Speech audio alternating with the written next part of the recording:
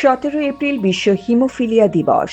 এই বছরের প্রতিপাদ্য হল রোগ নির্ণয়, সুচিকিৎসার প্রথম ধাপ। অত্যন্ত যথার্থভাবে এই হিমোফিলিয়া দিবসের এবারে প্রতিপাদ্য বিষয় যেটা রোগ নির্ণয় সঠিক চিকিৎসার প্রথম ধাপ, এটি অত্যন্ত গুরুত্বপূর্ণ।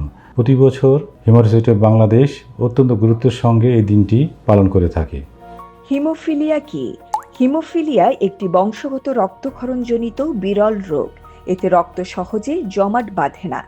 সাধারণত পুরুষরা আক্রান্ত হয়, মহিলারা বাহক হয়।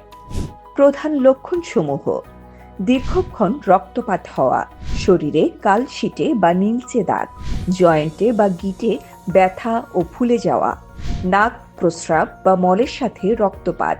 বিশ্বে প্রায় 11 লাখ পুরুষ হিমোফিলিয়াতে আক্রান্ত, আর বাংলাদেশে প্রায় 3,000 নিবন্ধিত রোগী রয়েছে। বাস্তবে এই সংখ্যা আরো অনেক বেশি হওয়ার সম্ভাবনা। আমাদের দেশে প্রকৃত হিমোফিলিয়া রোগীর সংখ্যা আসলে এর চেয়ে অনেক বেশি, প্রায় 20,000 থেকে 25,000 মতো হবে। এবং এই যে প্রকৃতির সংখ্যা এবং রেজিস্ট্রি রোগীর সংখ্যার যে গ্যাপ, এর মূল কারণ হচ্ছে সারা দেশে যে আমাদের হিমোফিলিয়া রোগী নির্ণয় করার জন্য যে ডায়াগনোসিসের যে উপকরণ, সেগুলোর পর্যাপ্ত অভাব রয়েছে, এবং যে কারণে আমরা আসলে আমাদের প্রকৃতি রোগীর সংখ্যা নির্ণয়ে অনেক পিছিয়ে আছি। মূল চ্যালেঞ্জসমূহ: অপর্যাপ্ত রোগ নির্ণয়, সচেতনতার অভাব ও সীমিত ল্যাব সুবিধার কারণে অনেক রোগী শনাক্ত হয় না। চিকিৎসার সীমাবদ্ধতা, ফ্যাক্টর কনসেন্ট্রেটের সীমিত প্রাপ্যতা, বিশেষায়িত কেন্দ্রের অভাব। বেশিরভাগ সুবিধা ঢাকা শহরে সীমাবদ্ধ। আমাদের করণীয়: জাতীয় ডাটাবেস বা রেজিস্ট্রি তৈরি, চিকিৎসার সহজলভ্যতা নিশ্চিত করা, সঠিক সময় চিকিৎসা গ্রহণ নিশ্চিত করা।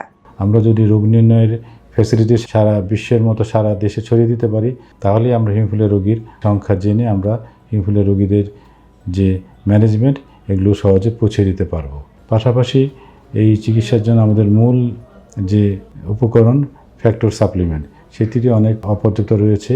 আমরা যদি ফ্যাক্টরগুলোকে আমরা এসেনশিয়াল ড্রাগের আওতায় আনতে পারি, তাহলে আমরা সরকারের কাছ থেকে এবং ফার্মাসিউটিক্যাল কোম্পানিকে আমরা উৎসাহিত করতে পারবো এই ফ্যাক্টরগুলো উৎপাদনের জন্য, যার ফলে আমাদের ফ্যাক্টরগুলো সহজলভ্য হবে এবং আমাদের রোগীরা উপকৃত হবে বলে আমি বিশ্বাস করি।